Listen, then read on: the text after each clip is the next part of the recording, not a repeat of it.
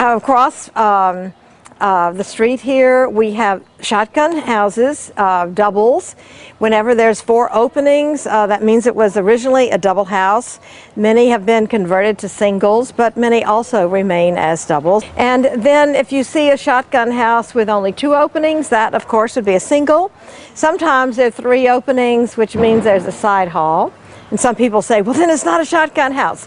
And I say, well, it is, because the rooms are still organized one right after the other. When you want to take advantage of getting as many houses as you can on the street front, you will have the houses rather narrow and then going back. So we're not exactly sure where the term came from, but maybe the rooms are arranged shotgun style. Some people say, well, you could shoot a shotgun through the house, but the doors aren't always lined up that way. The brackets on these particular houses are very impressive. We drove by some that were very, very tiny, little brackets. So there is something for every modest house all the way to the grand. A shotgun house can indeed be grand. I say that the shotgun house has civic virtue, because the people who built these houses and who lived in them obviously felt a sense of community, and they wanted the front of the house to be beautiful. They weren't trying to conceal the front of the house to be private. They wanted to show off the front of the house, and they would often sit on the steps or the porch, and that was the entertainment was all in the street for the evening.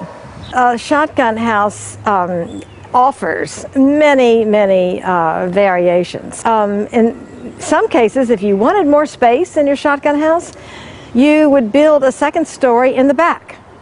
We call that a camelback.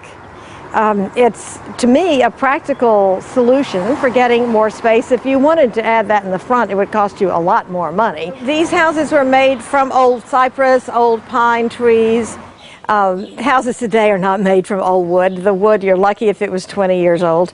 And it makes all the difference in the world in durability. Almost every neighborhood that is pre-1900 in New Orleans will have shotgun houses. If you're walking or driving around in the neighborhoods below the French Quarter, downriver from the French Quarter, we call those the Creole faubourgs.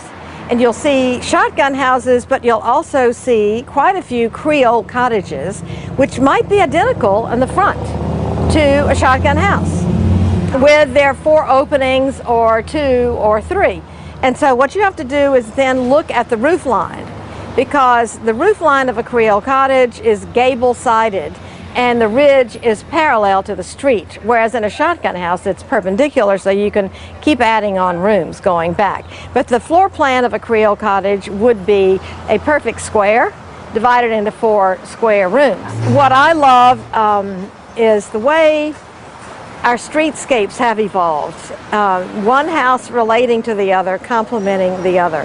So it's really the collection of buildings that make New Orleans so special.